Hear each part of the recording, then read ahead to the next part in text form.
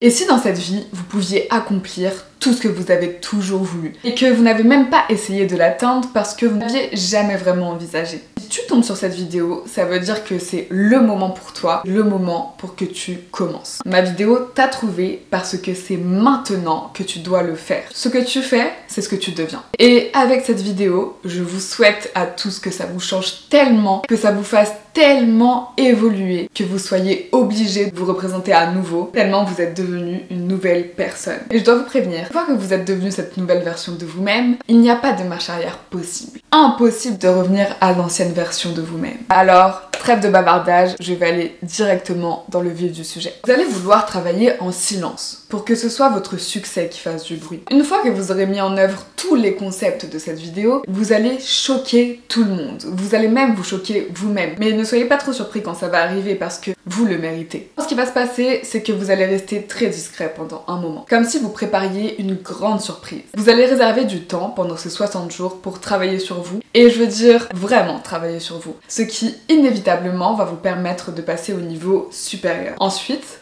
vous reviendrez et vous serez méconnaissable. Mais en attendant, pendant que vous progresserez en silence, laissez les gens parler, laissez-les se demander ce que vous faites, parce qu'ils n'ont aucune idée de vos plans. Et honnêtement, c'est mieux comme ça. Vous n'avez besoin de l'opinion de personne sur ça, ni que quelqu'un doute de vous ou vous questionne. Dans l'art de la guerre de Sun Tzu, c'est exactement comme ça qu'on surprend l'ennemi pour gagner la guerre, parce que tu leur donnes aucune information. Gardez ça pour vous. Je ne connais pas ta vie personnelle, à toi, mais faisons comme si l'ennemi faisait référence à tous ceux qui se mettent en travers de ton chemin d'amélioration personnelle. Dites vos plans à personne. Restez discret à ce sujet pour que vous puissiez frapper fort, comme un éclair, et vous hisser au sommet. Je vais vous enseigner le plan exact de 60 jours que j'ai suivi pour sortir du fond du gouffre et trouver le succès comme vous l'entendez vous, grâce à cette nouvelle version de vous-même. L'année dernière, à la même période, j'étais dans un état, je vous raconte même pas. Pour la faire courte, je me négligeais, je broyais du noir. Pour bien m'enfoncer le clou, je faisais tout ce qu'il ne fallait pas faire. Trop de réseaux sociaux, trop de snooze, trop de malbouffe. Et puis, j'ai réalisé que je gâchais littéralement ma vie. Je pouvais pas continuer comme ça. En quelques mois, je suis passée d'une épave à une personne très disciplinée et motivée. La première chose que vous devez réaliser, c'est qu'il n'y a pas de moi fixe. Est-ce que vous connaissez la fenêtre de Johari? Ce concept montre qu'il est tout à fait possible de se réinventer et de devenir une nouvelle personne. Il existe une zone inconnue.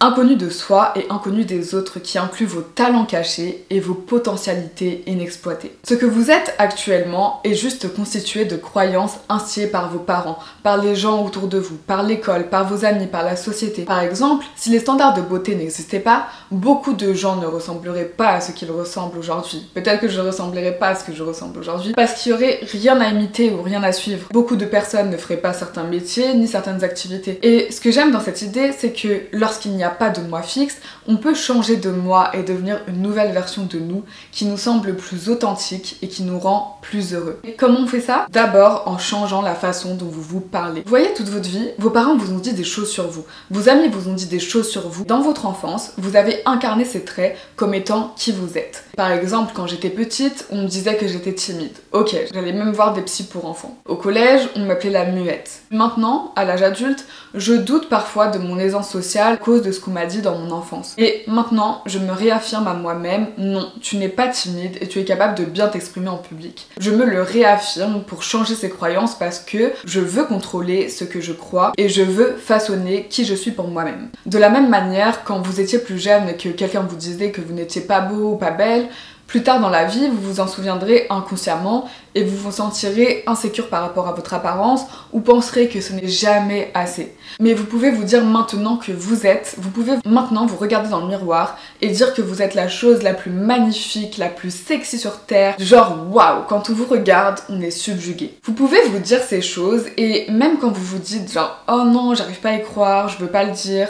Mais pourquoi vous le croyez pas? De toute façon, la beauté est une structure sociétale totalement fabriquée, n'est-ce pas? Pour beaucoup de personnes, des personnes que même vous pouvez considérer belles, aux yeux de certaines autres personnes, elles seront considérées comme laides. C'est normal, c'est la vie. Et vous savez, ok, on me considère plutôt comme une fille assez jolie, mais j'ai souvent entendu, pour certaines personnes, que je n'étais pas belle parce que dans leur monde, une belle fille, c'est une blonde aux yeux bleus. Et pourquoi pas? Soit. Je vois pourquoi ils pensent ça, parce que c'est leur perception, je ne suis probablement pas leur type, et je n'ai pas besoin d'être leur type. Est-ce que ça signifie que quand je me regarde dans le miroir, je dois me dire ça à moi-même? En fait, est-ce que je dois vraiment projeter leur perception sur moi-même? Non, je peux créer ma propre perception, mon propre monde, mon propre personnage de qui je suis. Et si quelqu'un dans votre entourage vous a déjà rabaissé et que vous avez peur de leur jugement, dites-vous bien que ces personnes n'ont aucune importance. Elles ne méritent définitivement pas votre énergie et de toute façon, elles continueront à vous dénigrer quoi que vous fassiez. Après tout, vous faites les choses pour vous et pas pour ces personnes mauvaises. Et d'ailleurs, si vous-même vous remarquez, vous sentez que vous vous parlez méchamment, essayez de vous parler avec plus de bienveillance, comme vous parlerez à votre petite sœur.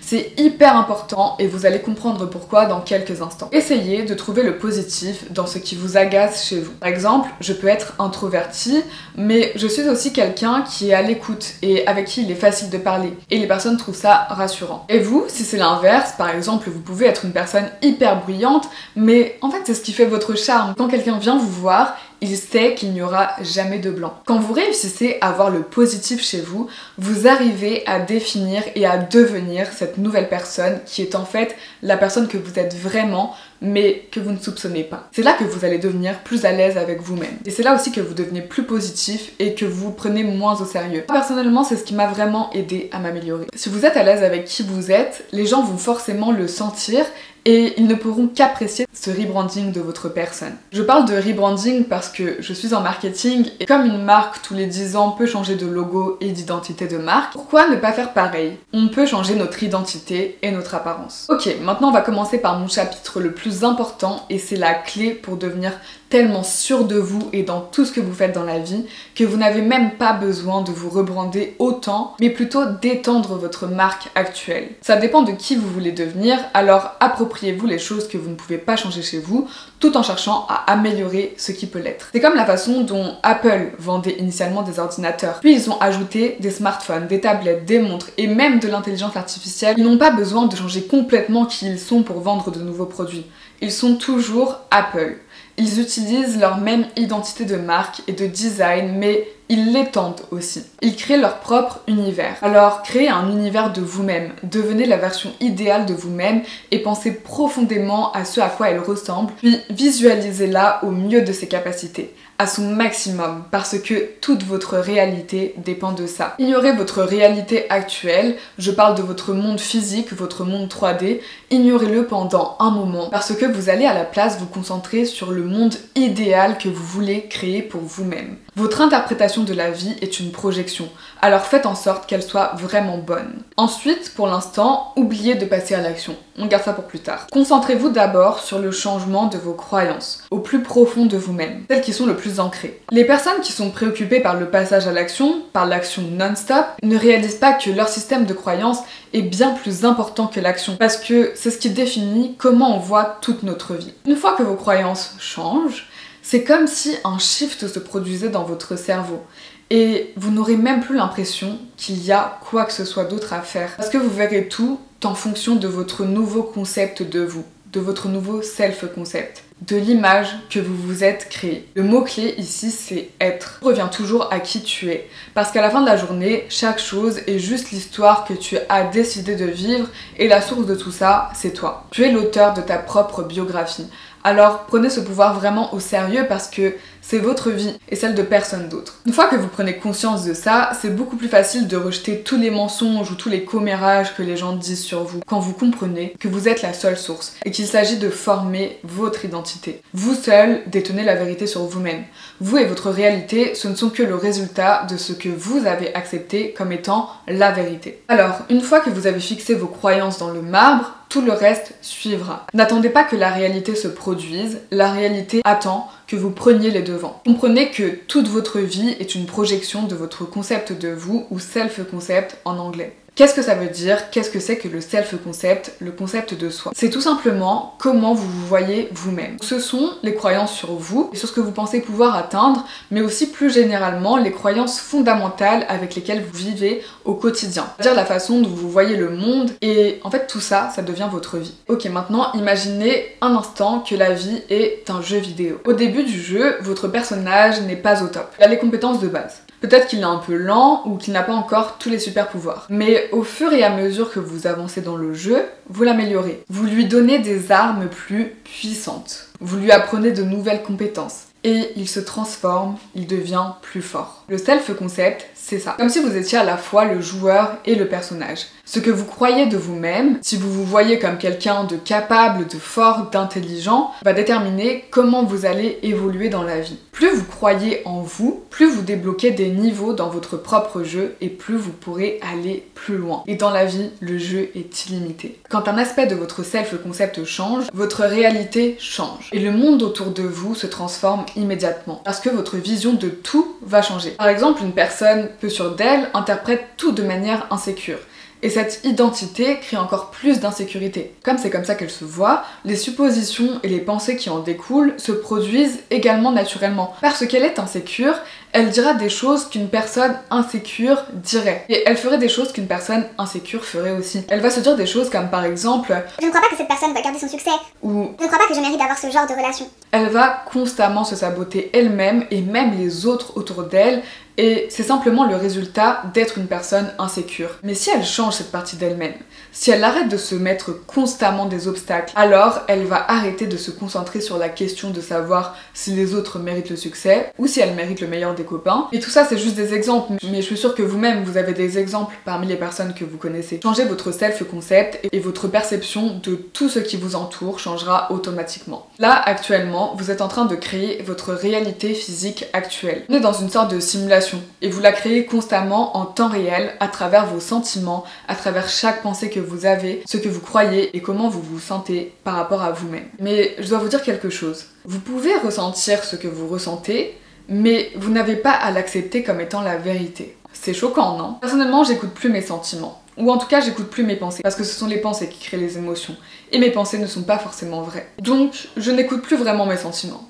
Je sympathise avec eux, je les comprends, et je comprends pourquoi je ressens ce que je ressens, mais surtout, je ne les laisse pas me guider. Et si je sais que ma réalité est ce que j'ai accepté comme étant la vérité, alors je devrais seulement me concentrer sur ce que je veux accomplir et accepter seulement ça comme étant ma vérité. Alors, dites-moi, pourquoi continuer de nous concentrer sur les choses que l'on ne veut pas? La seule raison pour laquelle elles sont toujours là, ces choses que tu ne veux pas, il s'agisse de ton manque de confiance en toi, de ton comportement, de vouloir toujours plaire aux autres, c'est parce que tu continues à les valider avec tes pensées, et ça s'applique à tout. Par exemple, quand on parle d'argent, il y aura toujours des personnes pour dire « je ne peux pas économiser, je gagne pas assez ». L'argent n'est pas illimité, les riches nous volent tout. Et quand les personnes disent ça, ça a tellement l'air d'être une réalité irréfutable pour elles, quelque chose qu'elles ne veulent pas remettre en question, que finalement, en fait, ce sera toujours leur réalité. Et c'est triste parce que, à part elles, personne ne pourra résoudre ce problème à leur place. Parce que finalement, c'est elles qui ont le pouvoir de changer leur réalité, mais elles ne s'en rendent même pas compte et ne veulent même pas le croire. Donc, détruisez tout ça. Toutes vos fausses croyances, décidez que vous pouvez devenir tout ce que vous avez toujours rêvé de devenir. C'est possible. Ouvrez ce champ des possibles. C'est incroyable, c'est fou pour moi de voir à quel point certaines des personnes les plus belles au monde ont les self-concepts les plus horribles. Et je parle pas seulement d'apparence physique, je parle des personnes les plus gentilles et les plus douces au monde. Il n'y a aucun moyen que vous soyez une personne si intéressante, si belle, si drôle, si créative, si unique. Personne n'est comme vous, pourtant vous vous cachez et pourtant vous êtes au fond du trou quand quelqu'un ne vous répond pas. Vous pensez que c'est pas un privilège de sortir avec vous ou d'être ami avec vous? Et vous pensez que si quelqu'un ne vous répond pas dans la journée, c'est parce qu'il ne vous aime pas? Là je donne des exemples précis, mais vous devez réaliser ça à propos du monde physique. Votre réalité physique est créée à la fois par vos décisions passées et vos circonstances passées, les choses qui vous sont arrivées et les décisions que vous avez prises. Mais tout dans cette réalité est en fait neutre. Ce n'est pas et ce ne sera jamais ce qui vous valide. Vous pouvez créer des pensées à propos de ça, ça vous fait croire que ça vous dit quelque chose de vous, que ça vous donne ou vous enlève de la valeur, mais vous êtes la seule personne qui attache une histoire à tout ça. Votre perception de la réalité physique est ce qui lui donne vie. Elle dépend entièrement de vous. Les choses apparaissent de la manière dont elles le font, les choses apparaissent comme ça parce que vous les avez acceptées comme étant la vérité. Quand il s'agit de choses comme la manifestation, tout ça n'est qu'imagination.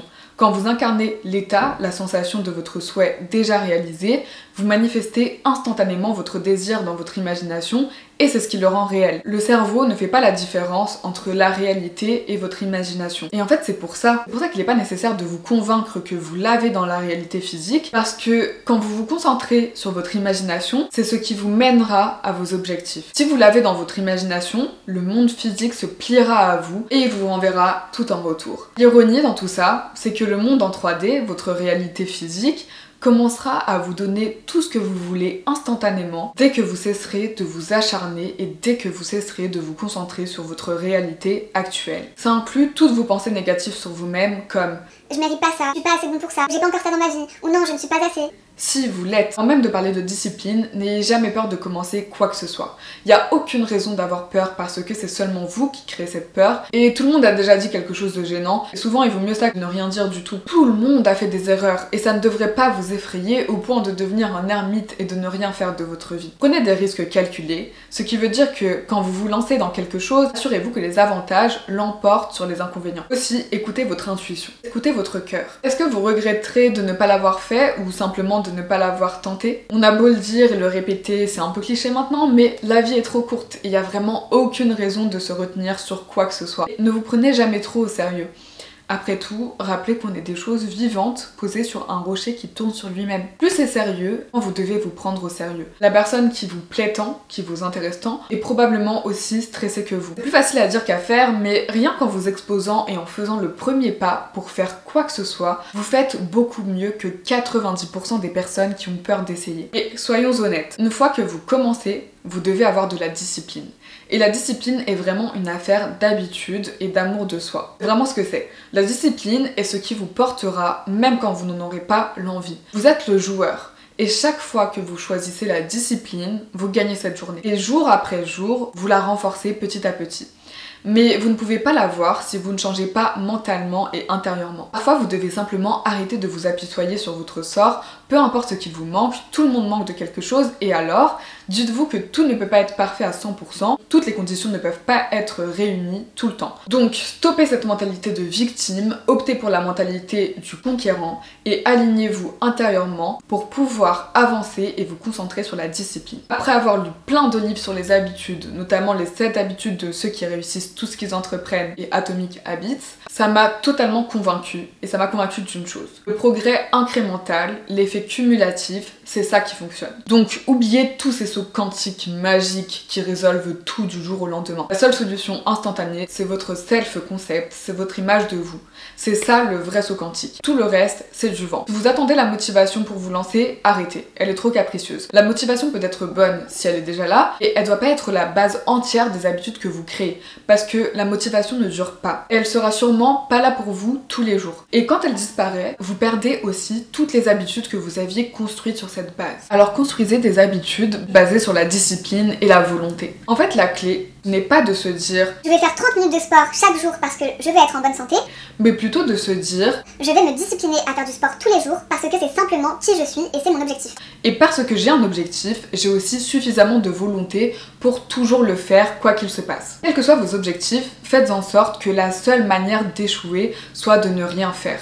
Même si c'est juste faire une pompe par jour, rendez vos objectifs si réalisables et si faciles qu'il est impossible d'échouer tant que vous essayez. Certains diront peut-être qu'une seule pompe ne fait pas la différence. Eh bien, si. Votre cerveau retient que ça compte pour vous et que vous tenez à faire cet effort-là. Cette chose-là que j'ai retenue de Atomic Habits, si vous ne faites que mettre vos baskets pour aller à la salle de sport, vous aurez déjà gagné la moitié de la bataille. Rien que ça vous donnera envie d'être à la salle, d'aller à la salle. En plus, en réalité, vous ferez sûrement plus d'une pompe. Une fois que vous avez la volonté de vous mettre en position pour faire une pompe et de la terminer, vous vous direz sûrement bah en fait je peux en faire une autre. Donc vous allez probablement dépasser votre objectif, ce qui non seulement va booster votre confiance pour en faire plus, mais va vous donner aussi un sentiment d'accomplissement. Et si vous deviez ne retenir ne serait-ce qu'une seule chose dans cette vidéo, souvenez-vous de ça. Vous ne pouvez pas échouer tant que vous agissez. Il n'y a aucune raison d'avoir peur de l'échec. Les personnes qui réussissent plus que quiconque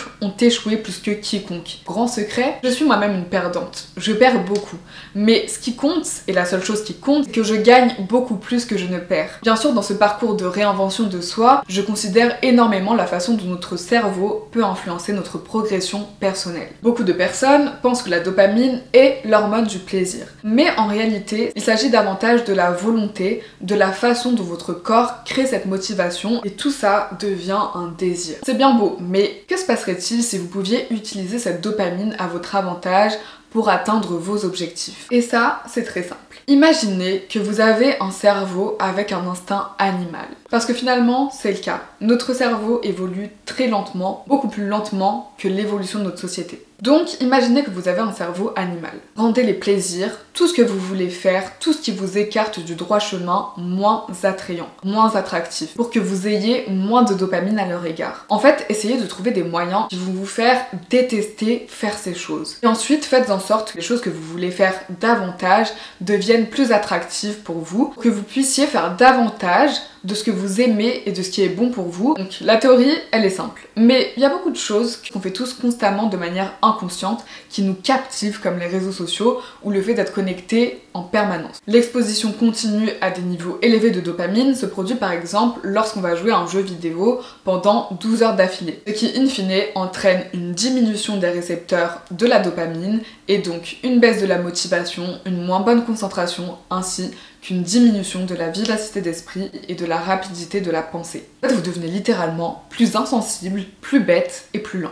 C'est pourquoi beaucoup de gamers rencontrent des cas de dépression, de démotivation extrême et ont cette sensation de vide quand ils ne jouent pas. En même temps, avec autant d'activités et de substances autour de nous qui stimulent nos niveaux de dopamine à des niveaux artificiels, et on doit faire cet effort de devenir beaucoup plus conscient des choses qu'on consomme, du contenu qu'on consomme et de nos habitudes de consommation. Donc c'est ce qu'on boit, c'est ce qu'on mange, c'est ce qu'on fait de notre temps. Les entreprises et les industries l'ont bien compris, cette histoire de dopamine, et elles l'exploitent à fond. Elles exploitent ça pour nous rendre accros et dépendants à leurs produits. Pourquoi est-ce qu'on ajoute du sucre dans les plats salés? Pourquoi Instagram a changé de logo? Vous connaissez la réponse. En fait, c'est hyper difficile de sortir de cette matrice parce que notre niveau constant de dopamine nous garde tellement confortables et on adore le confort, n'est-ce pas? Mais ce n'est pas le but de cette vidéo. Si vous voulez vous réinventer et vous transformer en 60 jours et que quelque chose a pris le pouvoir sur votre vie et vous ralentit, identifiez-le et brisez leur emprise sur vous. Et si tu te demandes ah mais comment je fais ça? En fait, la réponse c'est de changer ton self-concept. Change ton image de toi, retourne au premier chapitre de cette vidéo et ensuite utilise la discipline. C'est comme ça que tu vas te réinventer. Limite les activités quotidiennes qui inondent ton système de dopamine mais qui en fait vont pas ajouter réellement de valeur à ta vie de manière significative. Typiquement un exemple que je peux vous donner, avec une amie on a ces trucs de s'envoyer sur Instagram des pandas qui tombent, des pandas dans toutes les situations. Je trouve ça trop attendrissant et ça nous permet de relativiser sur la vie, enfin bref, voilà, on aime trop. Mais quand je me fais avoir par l'algorithme et que je me retrouve 3 heures plus tard à toujours regarder des vidéos d'animaux mignons, est-ce que vraiment ça a ajouté de la valeur à ma vie? À part ce « oh, c'est trop mignon », voilà. À part ça, rien du tout. Et aussi, j'ai arrêté de suivre pas mal de comptes en me posant ces questions-là. Est-ce que ça vaut mon attention?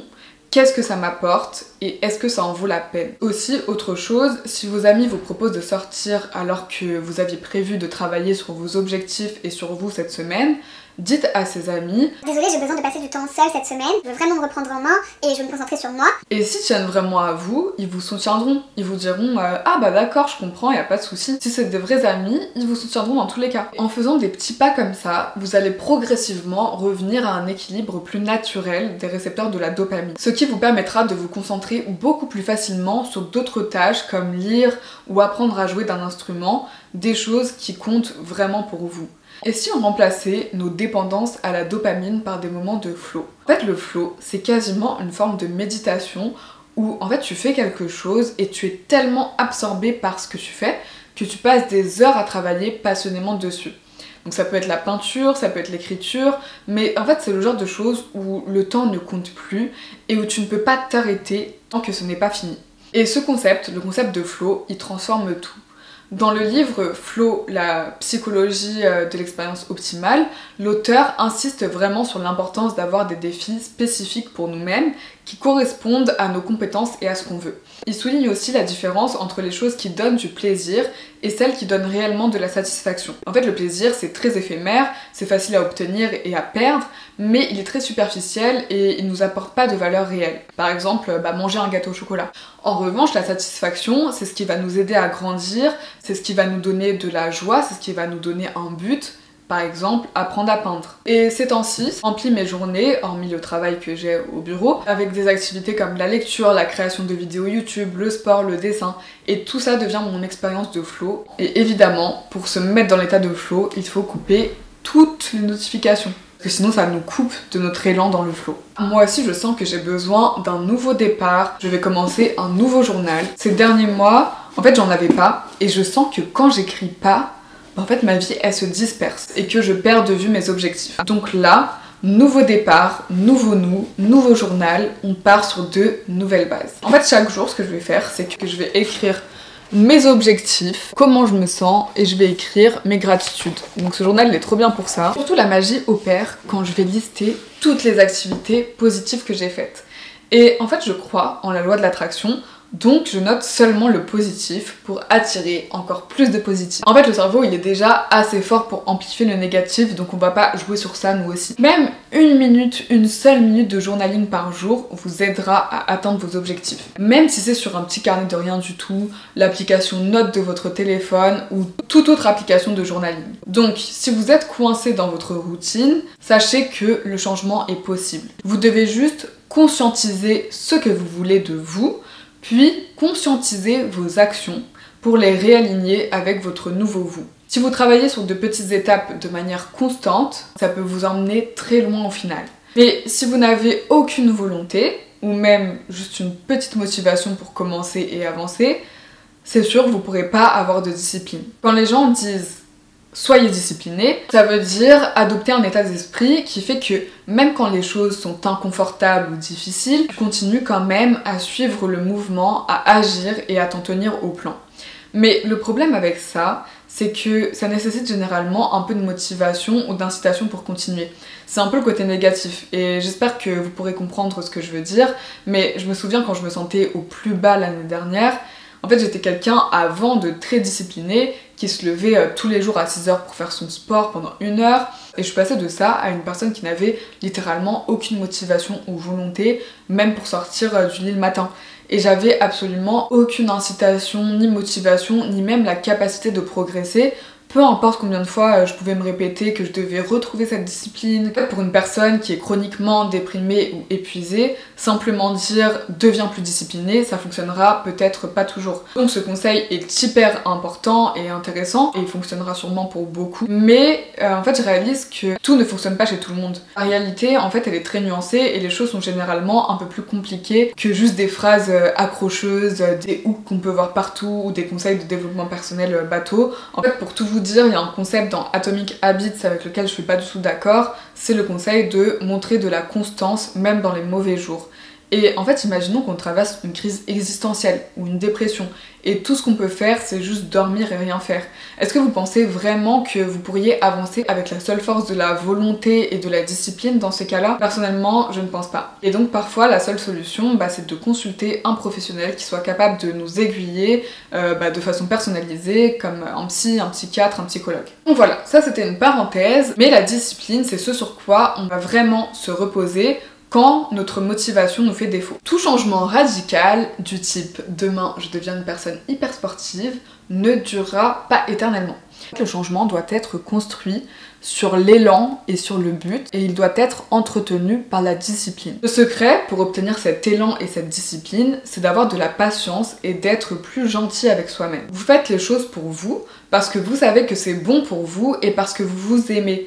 On n'est pas des machines. Il y aura certains jours où on sera du genre waouh, j'ai tout explosé, aujourd'hui je me suis sentie trop forte. Il y aura d'autres jours où, par exemple, j'aurais seulement marché 10 minutes, c'est le mieux que j'ai pu faire aujourd'hui, et c'est le mieux que j'ai pu faire aujourd'hui. Voilà. Demain est un autre jour. Aucun état, aucune chose n'est permanente dans la vie, y compris les mauvais moments.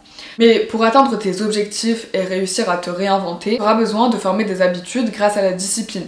Ça peut être difficile parfois, je sais, mais ça en vaut vraiment la peine. Et ça fait tout parce que la différence, c'est qu'en fait la motivation, elle va te dire « Waouh, aujourd'hui je me sens inspirée, je me sens motivée, donc je vais le faire ». Alors que la discipline te dit aujourd'hui je me sens pas particulièrement inspirée ou motivée, mais en fait je connais mon but, je sais mon but et je sais ce que je dois faire pour y arriver. Donc je vais continuer à le poursuivre et faire cette action malgré tout, peu importe comment je me sens. En fait, avec la discipline, vous ignorez vos sentiments et vous ignorez comment vous vous sentez. On s'en fiche qu'on en ait envie ou pas, on le fait parce qu'on a décidé qu'on allait le faire. Et parce qu'on s'est engagé avec nous-mêmes quand on a défini et fixé nos objectifs. D'ailleurs, définissez un maximum de 5 objectifs pour ne pas vous perdre dans toutes vos envies. Alors oui, devenir discipliné, ça va nécessiter un changement total d'état d'esprit. Personnellement, pour moi, la lecture, ça m'a aidé à comprendre pourquoi je devais être disciplinée et remettre de l'ordre dans ma vie. Dites-vous que vous avez le pouvoir. Vous devez briser le cycle, et encore plus si vous vivez un moment difficile. Rappelez-vous l'objet de cette vidéo, vous pouvez vous réinventer. Vous devez briser ce cycle, et la première étape, c'est de prendre conscience et de faire le travail intérieur. Et si vous n'y arrivez pas, essayez au moins de faire semblant jusqu'à y parvenir. Parce que vous avez la chance de pouvoir essayer. Donc essayez, parce que beaucoup de personnes n'ont même pas cette chance que vous avez. Aussi, cherchez à avoir des figures inspirantes, des modèles inspirants dans la vie, que ce soit des personnes vivantes ou non. Une étude montre d'ailleurs que les bébés apprennent à imiter les autres parce qu'ils sont eux-mêmes imités. Plus une mère est sensible et empathique envers son enfant, plus la capacité de cet enfant à apprendre et à imiter les autres est grande. Donc apprenez à imiter n'importe quel aspect que vous aimez chez les personnes que vous admirez. Ça vous aidera à vous donner ce premier élan, à faire grandir le champ des possibles de la personne que vous pouvez incarner. Réinventez-vous et finalement devenez cette personne tout naturellement. Alors j'espère que la combinaison de tous ces conseils et de toutes ces connaissances que je vous transmets aujourd'hui pourra vous aider à trouver et incarner la personne que vous voulez être, parce qu'après tout, c'est qui vous êtes vraiment déjà au fond. Et vous méritez de révéler cette personne que vous êtes vraiment. Dans tous les cas, je vous souhaite à tous le meilleur pour démarrer votre parcours dans cette construction, dans la construction de votre nouveau self-concept. Et surtout, je tiens à le dire si cette vidéo vous a plu, mais abonnez-vous parce que avant 2025, je vais sortir plein de vidéos plus concrètes pour vous aider à atteindre encore mieux et encore plus rapidement vos objectifs. J'espère que cette vidéo vous a plu, que vous avez appris plein de choses. Commentez tout ce que vous voulez, je réponds à tous les commentaires. Donc n'hésitez pas, comme ça on a une discussion, c'est ça qui me fait plaisir sur YouTube. Donc voilà, je vous fais des gros bisous et je vous dis à très bientôt.